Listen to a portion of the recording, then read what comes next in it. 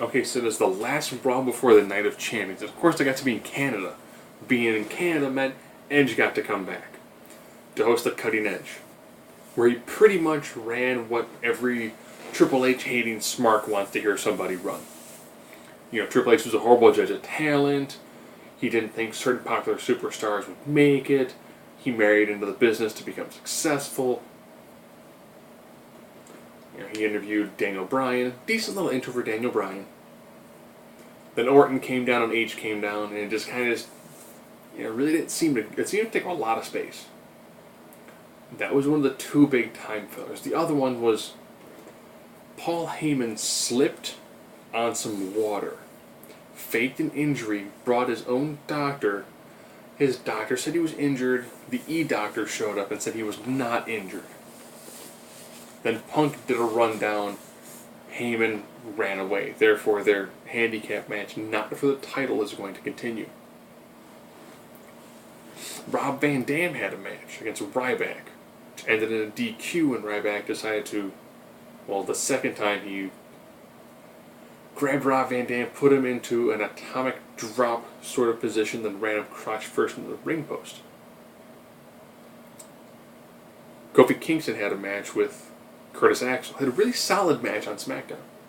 Their match ended in DQ when Curtis Axel repeatedly did, a knee shot to the back of Kofi Kingston's head while he was stuck in a turnbuckle. So you had two matches that ended via DQ.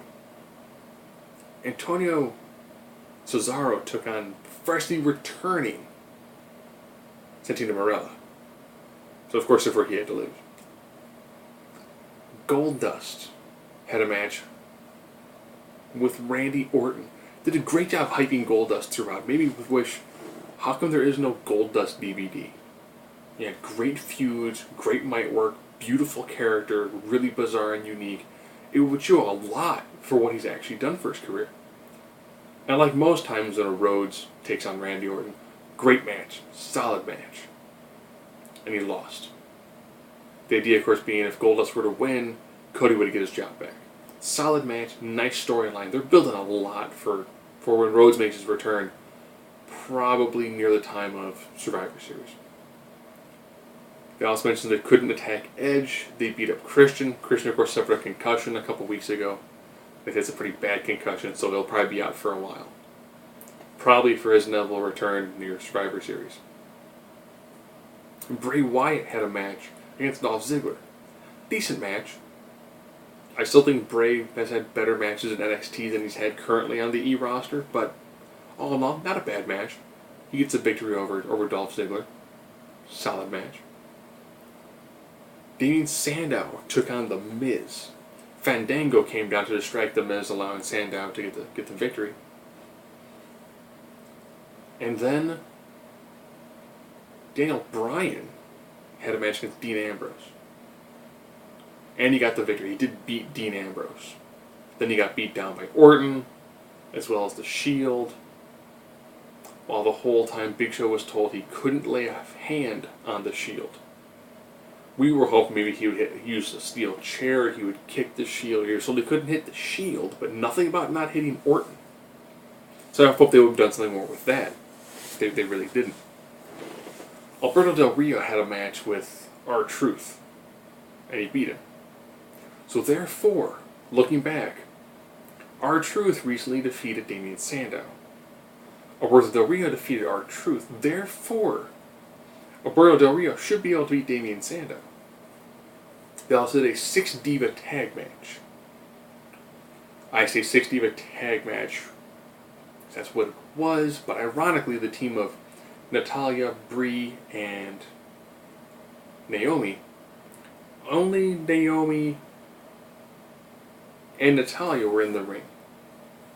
The opposing side was Layla, Oksana, Alicia Fox. Layla and Oksana got involved in the match, so I'm confused as to why it was a 6-diva tag match if only 4 of the divas were tagged. It could have just been a regular tag match. But it again was helped to build up more of the idea of the total divas fighting the non-total divas. So I guess total divas versus the sum is greater than its parts divas. So I guess now I'll go briefly through what my thoughts are for Night of Champions. Del Rio, Rob Van Dam. I picture Ricardo Rodriguez turning and then Rob Van Dam losing. They're doing a tag team turmoil match to decide who will take on the Shield.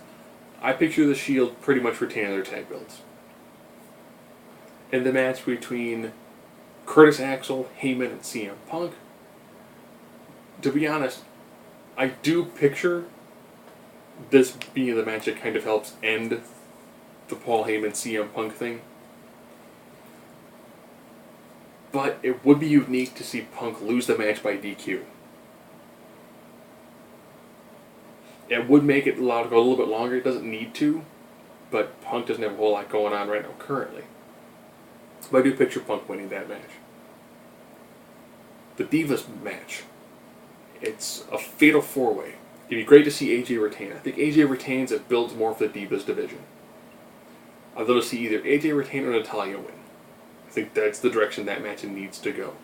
The other ones, while decent, are not as important as those two. Those two, I think, make a better match and a better story. Dean Ambrose is defending his title against... don't know.